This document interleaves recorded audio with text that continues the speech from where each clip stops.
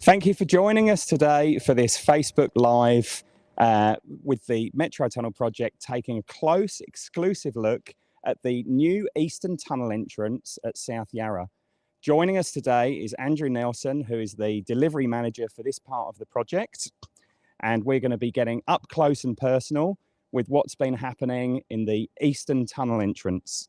I'm Ian Gilbert from the Metro Tunnel media team, and I'm joining Andrew today to put your questions to him that you've submitted already. Now, as you're watching us, please like or post a comment. It's all about engagement. It's all about letting the public know about this great city-defining project that we're creating here across Melbourne. 5 new stations, twin 9-kilometre tunnels connecting the Sunbury line in the west with the Cranbourne and Pakenham lines in the east. Quick word about COVID safety. If any of you watching now are wondering about our protocols and so forth, the health and safety of all our workers is an absolute priority. And we have rigorous hygiene practices on the project that we will be abiding by today. All right, now that's that covered. Let's get straight on and find out a bit more about the Eastern Tunnel entrance for the Metro Tunnel here at South Yarra. The main attraction here, Andrew Nelson, as I said, delivery manager for this part of the project. Now, behind us, we can see where trains will be running from the Cranbourne and Pakenham lines into the new tunnel. Tell us more about it. Thanks, Ian. Fantastic to be here. It's great to show everyone on Facebook about what we've been building over the past 2 years. So where we're standing is what we call the decline structure. And the decline structure is where our tunnels first go in underground. So the side of the tunnel we're standing on is actually our eastbound track. So trains will come out of the tunnel, out of the twin 9-kilometre tunnels out of the city, and they'll head up here and they'll join into the Cranbourne Pakenham lines up at the surface. You'll see we're in the middle of the rail corridor here. Very, very busy rail corridor. We've got the Cranbourne Pakenham lines here and also the Frankston lines. So very tough, tricky place to build. So there's been a lot of work gone on here since you began in late 2018. I assume it's not merely a question of just sending a couple of diggers down here to carve out a big entrance, is it? No. Look, the huge amount of planning and thorough detailed designs, construction planning, occupation planning, execution planning that's gone into this. And it all started back in 2016 and 2017. Back when we were looking at the timeline for the project and when we really needed this part of the project done. And through our contract plan, we identified that if we gave our contractors an early works scheme, then we would be able to get them to hit the ground running. And so as we were going through the final stage of our contract negotiation with our preferred contractor, what we did, we gave them an early work sum of money that meant that they were really geared up. They had close to 100 people on the project at the point their contract was signed. They were already progressing designs. And what it meant for them was within 3 months of that contract award, we were able to do a major occupation down in here in South Yarra. And look, that's just put us in great stead. We're now finishing. We've finished this part of the project 5 months ahead of schedule. So it's just a fantastic. That's great. So if I can paraphrase that, basically a lot of that early work that you did, a lot of the preparations you put in place, meant that when the contract was awarded, they could just basically get on with it and crack on. And that's why you've come in 5 months early. I mean, how do you get on a big project like this? How do you finish 5 months early? What's the secret? Well, look, good setup by the Rail Projects Victoria team initially, but also great execution by our Rail Infrastructure Alliance, our contractor. Great execution. We had some top people on the project, people that really knew how to build in a brownfield rail environment, how to create designs that were safe but constructible, how to build within an occupation environment. That was really the key. And it's meant that they've just continued to pull that schedule forward. And here we are. And when you say build within an occupation environment, I think it's probably worth pointing out to viewers that behind us, you might have heard the I think the 1251 from Frankston thundering overhead. But we are actually, if you were stood on South Yarra Station and you look towards the east, we are stood underneath near enough all those train lines that are keeping the network going.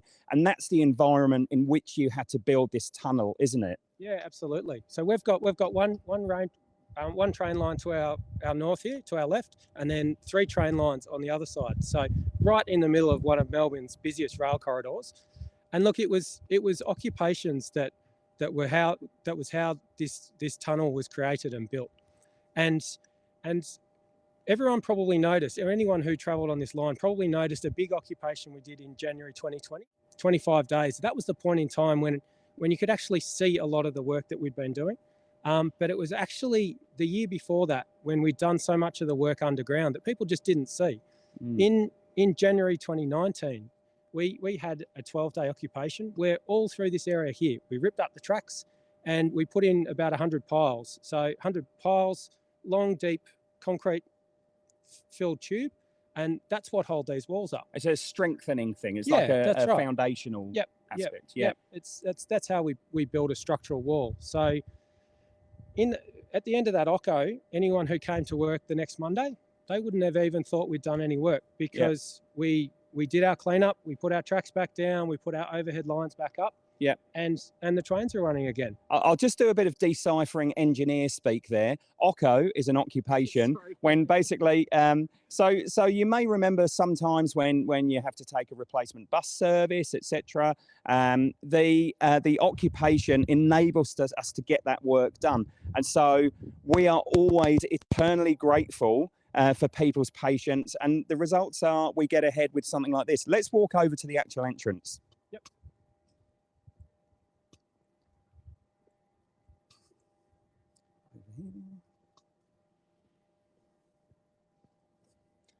So just a reminder for those of you that might just be joining us, we're doing this Facebook Live from the eastern tunnel entrance of the Metro Tunnel at South Yarra. There might be a bit of environmental noise around here just because it's a reminder we are actually in the middle of a working train corridor. So one of the busiest parts of the network just out from South Yarra. And remarkably, the Metro Tunnel project has completed this bit of the project on time, in fact 5 months early. So we're stood in front of the actual entrance to the tunnels where the trains will go in and come out. So Andrew Nelson, you're the delivery manager for this part of the project. Just tell us what's behind us. So this is the entrance to our cut and cover tunnel, and this is the start of the twin tunnels, the 9-kilometre twin tunnels that start at South Kensington in the west of Melbourne and go through our new 5 underground stations and then come out here in South Yarra. Yeah, absolutely. And it's a pretty impressive structure. We are here on a slightly typical Melbourne day. We began with lovely bright sunshine this morning. And as you can see, we're getting a little bit soaked here. So very typical Melbourne weather. And we're stood in what you call a decline structure, what I would call a slope as the trains go down. Slopes, rain. What happens? You know, if there's a huge torrential downpour, does the tunnel get flooded or what? Look, we design for most of the rain events. Generally, anything less than what we call a 1 in 200 years, so an event that has a chance of happening once in 200 years, we design for. We've got a drainage system, some pumps, and a big floodwater, rainwater detention tank that we've hidden up in Sidings Reserve. That deals with the bulk of the rain events. But if that biblical event were to happen, that's where we actually close some flood doors.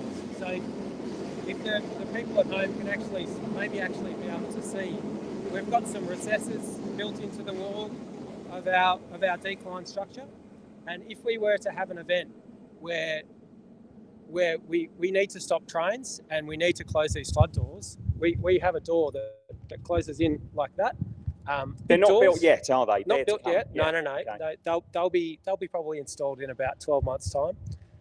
But they'll actually close up. So this whole area can be filled with water, but we don't flood our tunnels. Yeah. And look, that's really, really important because internationally there is actually examples where rain events have taken out metro tunnels. Well, Hurricane Sandy in East Coast America, I think 2012 was a case in point, wasn't it? Yeah, that's right, Anne. So Hurricane Sandy, through New York, obviously, there's a lot of metro lines that run in and under the rivers there. They had to close the metro lines while the hurricane went through. And a lot of the metro lines, they got it back up and running within, say, a week. But there was one there that actually had so much damage that it was actually closed for 12 months. Wow. And that's the purpose of these flood doors. We hope we never have to use them, yep, because the damage across the rest of Melbourne will be immense. But it's just a little bit of protection. It's an insurance policy for our brand new station. Yeah, just to clarify, we're talking about a storm of biblical proportions. We're so talking about hopefully that we never see in our lifetimes. We're talking about the Yarra River being 6 or 7 metres above where it is normally. It's a huge rain event. But it's a nice sort of continuation to talk about the weather, and as we mentioned, we've got a sort of typical 4 seasons in one day, Melbourne day to day. I'm going to take you back to the rail occupation at the start of 2020, where you got a lot of this work done, working in very confined spaces. Everything got done, everything finished on time. But there were a few sort of weather conditions that you had to contend with back then, weren't there? Look, there were, yeah. That was a tricky occupation. January 2020, people may remember, unfortunately, that was when the bushfires were burning all over the east coast of Australia. And that was a period of time when the smoke from the bushfires, it was actually affecting our ability to work. So there was one particular day during that occupation where we weren't allowed to work in the morning because of bushfire smoke. That cleared up, and it actually became such a hot day that we weren't allowed to work because of the heat. And then at the end of the day, there was a torrential downpour. So we couldn't work in the torrential downpour. So they're the sort of things that you need to manage in an occupation. They're tight times of work, but with good planning and good execution, you can still pull off the work that you need to pull off. And you mentioned the schedule and the timing, and just to put that in perspective, I've got a little stat here. Forgive me just referring to my notes, but there was a large concrete pour involved in creating this structure during that January 2020 occupation. 1,400 cubic meters of concrete. To give you an idea of that volume, we're talking 230 concrete trucks over 16 hours. Now, obviously, that involves a lot of understanding from people in the neighbourhood. You've got a tight schedule for getting all those trucks down here, and there's some pretty impressive figures like that around those occupations in terms of it's got to run like clockwork. And like you say, when you had a major sort of weather event, you've just got to contend with that. Like we've got to contend with a bit of noise here from the train, and you basically just work it out. Now, going back to the actual shape behind us, I've been reading a lot about these tunnel boring machines in the centre of Melbourne, creating the twin 9-kilometre tunnels across the city, under the city, and every picture I've seen, they create round tunnels. Now, call me old-fashioned, that looks square to me. Yeah, absolutely. Yep. So we've got 2 squares, but we actually built this as a rectangle, and then we filled in the central wall. Is that something to do with the technique involved? It is, Ian, yeah. So this is called a top-down cut and cover construction technique. So what we do here is we pile on either side, which are what I was talking about earlier. We send our ground supports down deep into the ground to give us some support, and then we put our roof slab on top. And then once our roof slab's on top, we can actually put trains back on there. We can have it as a construction working platform. It opens some space back up for us. But then what we do, we come in and we excavate underneath that roof slab. We excavate right down, and then we build back up. We pour our base slab and we pour our walls.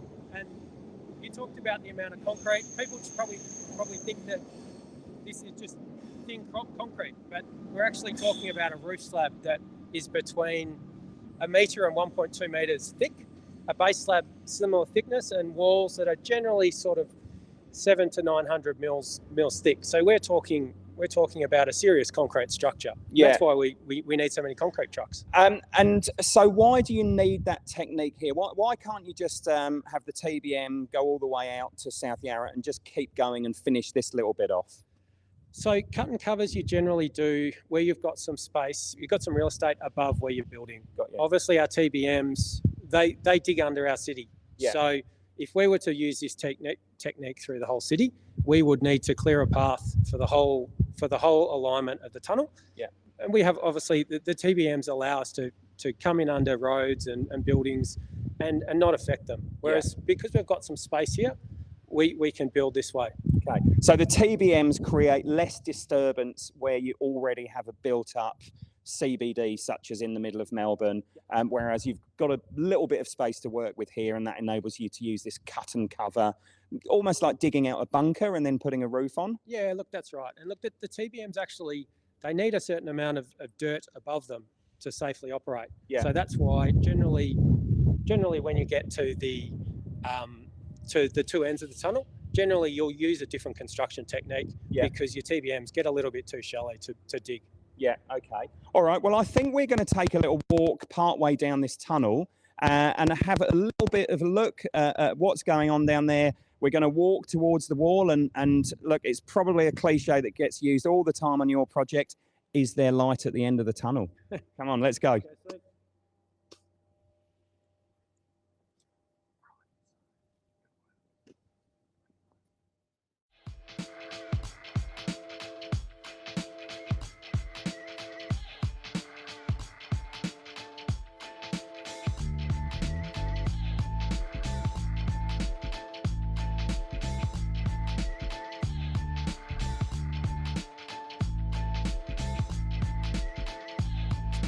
To describe it to viewers at home, it's almost like walking into one of those grand old edifices in Europe or somewhere, like an old church, you know, where you've got this feeling of coolness and stillness in the stone, and I can hear myself echoing. It's really quite an impressive structure here. You could drive pretty much a fairly large truck down here, I'd say. Just a reminder for those of you watching at home, we are doing this Facebook Live from the Metro Tunnel's eastern entrance at South Yarra. And this is where the trains are going to go in and out of the city, joining the new Metro Tunnel, the city-defining project that's going to create 2 9-kilometre tunnels running under the city and 5 new stations. I'm joined by Andrew Nelson, who's the delivery manager responsible for this part of the project. So just a reminder, if you're watching on Facebook now, give us a comment, give us a like, tell us what you'd like to see, okay? Ask us a question. If we can't deal with it now, you'll certainly get a reply in due course. So we're going to go right down to the end. In the meantime, we're going to play some footage so you can see just how we got here, what went into creating this vast cavernous entrance to the Metro Tunnel.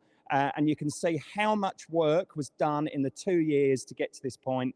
And it's actually come in 5 months under budget, so to speak, and that's testament to the work of people like Andrew Nelson, but not just you. You know, you want to pay tribute to some of the other people that have worked here. You're not going to take all the glory, are you? No, look, Ian, our contractors, the Rail Infrastructure Alliance, have done an amazing job on this. The management and all of the workforce with RAA and all of the workers who've spent the last couple of years in this part of South Yarra.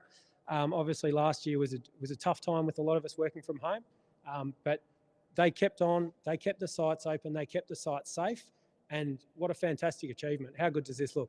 It's brilliant. Let's go and have a closer look, and in the meantime, have a look at this footage that is pretty impressive. Away we go.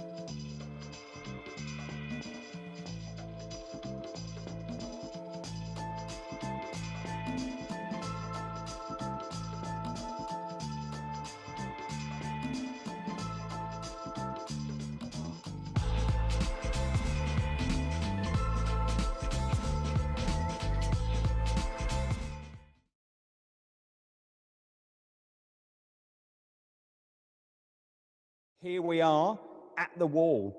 I feel like there's a bit of a Game of Thrones vibe here. What lies on the other side of the wall? Is it eternal winter? Are the dragons out there, White Walkers, or is my imagination just running away with me?